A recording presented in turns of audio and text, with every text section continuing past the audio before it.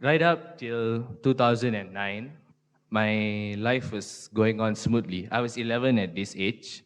See, life was going on well, going on smoothly. I was doing well in school. But there was this incident in 2009, August, whereby I had to go for a year surgery. Over the course of the next 2.5 years, from August of 2009, I started having a downhill process.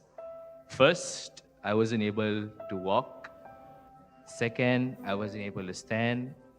Third, I wasn't able to sit down. And lastly, I wasn't even able to lie down. My right hand was clogged, my toes were upright. I had it on the whole right side of my body.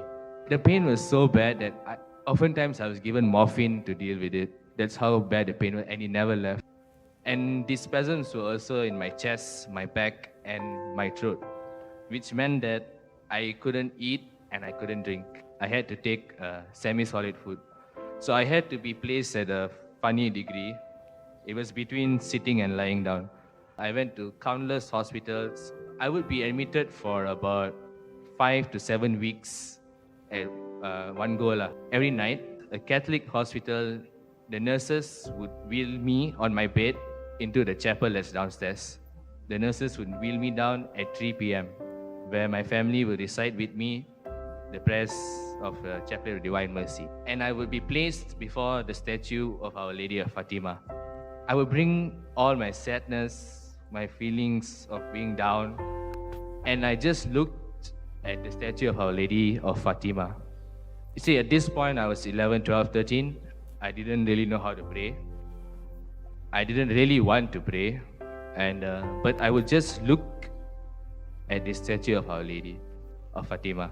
And I knew for a matter of fact that she knew my pains that were known and my pains that were unknown as well, both physical, emotional. She knew my pains and said she was one with my pain. She had united herself to my pain. Sometime in 2010, I was admitted in ICU. I started developing more complications. I was getting worse. Because of the spasms in my throat, I couldn't breathe. I had to have oxygen, constant observation. I felt that I was gonna die. And I have to come to terms with being on the wheelchair. In October 2011, my grandmother passed away. And I recall I was so mad at God because she was definitely my pillar of strength. She was our spiritual stronghold at home, and she was our moral support through all this that I was going through. I was devastated. All hope seemed lost. I mean, I was left with barely any hope as it was, but that just stripped me of all hope. We attended New Year's Eve Mass. Finally, on New Year's Eve, during the Eucharistic celebration, I just surrendered. I just said in my heart, Lord, I don't know how to pray. Honestly, I didn't know how to pray. I got nothing to lose, so I just give it to you. Do what you want, Lord. That's all I said. My mother made a prayer during that Mass as well, before the Blessed Sacrament. She prayed this prayer: Lord, we don't have the strength to carry on anymore.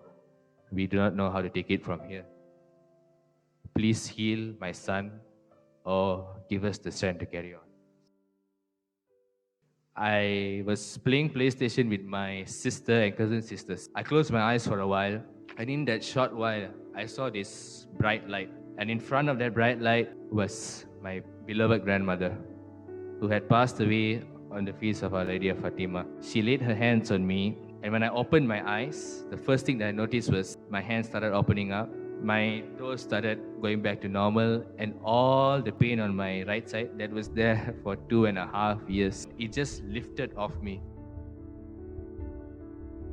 After the miracle happened, my uncle revealed to me that on my grandmother's deathbed, she said to the doctor and my uncle that when she dies and goes to heaven, she is going to tell Jesus to heal her grandson.